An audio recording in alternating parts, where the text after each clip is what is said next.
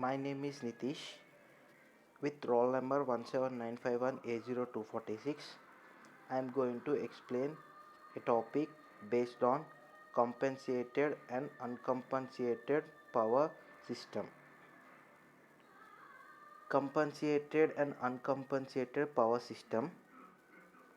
Name P. Nitish, roll number 17951A0246. Introduction. For simplicity, let us consider only the inductive reactance. Here we have two figures A and B. We are going to explain the inductive reactance.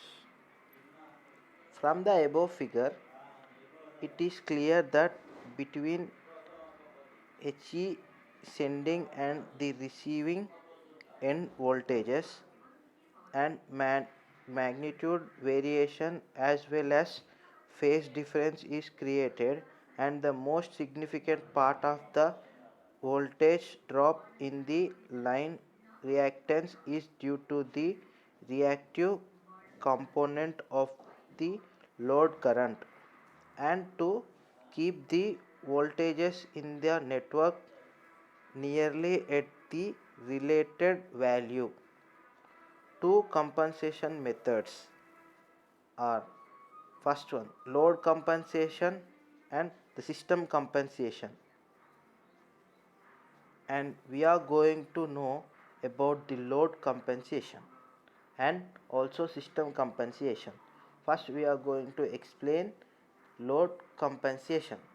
It is possible to compensate for the reactive current of the load by adding a parallel capacitive load so that IC is equal to IX and the effective power factor to become unity. In the figure, the absence of Ix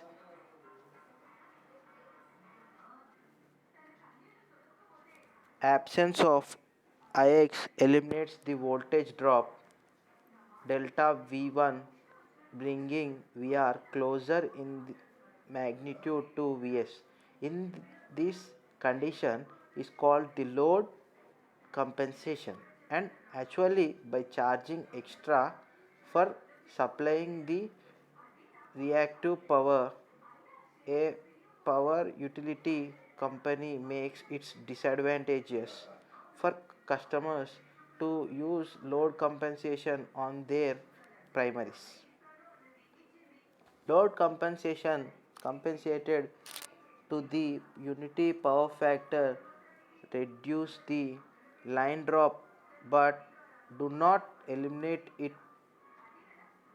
They still experiences a drop of delta V2 from JIR X1.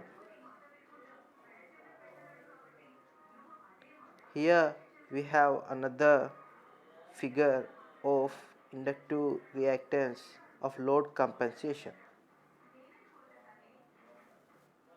System compensation. Now we are going to know about system compensation. To regulate the receiving end voltage at the rated value, a power utility may install a reactive power compensator as shown in the figure, and this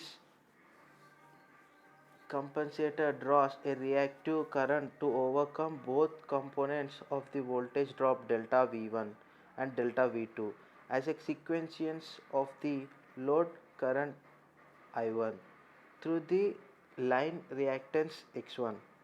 To compensate for delta V2, an additional capacitive current delta IC over and above IC compensates for Ix is drawn by the compensator. When delta IC X1 is equal to delta V2, the reading end voltage VR equals to the sending end voltage Vs. And such compensators are employed by power utilities to ensure the quality of supply to their customers. Lossless distributed parameter lines.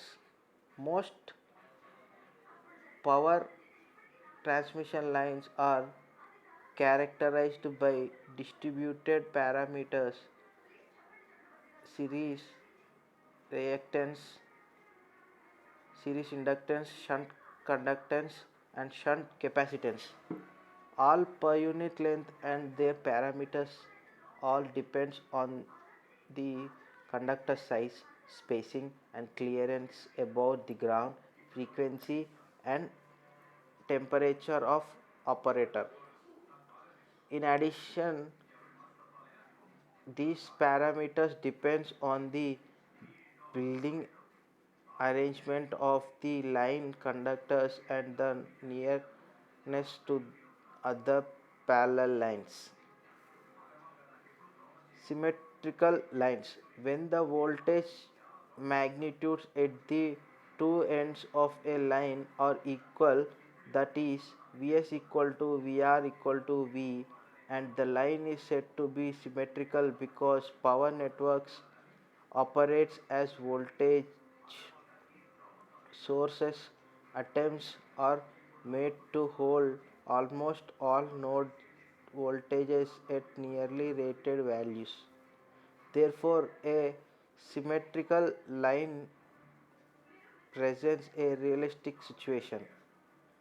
Active and reactive power of a transmission line are frequently normalized by choosing the surge impedance load SIL as the base. Midpoint conditions of a symmetrical line. The magnitude of the midpoint voltage depends on the transfer, and this voltage influence the line insulation.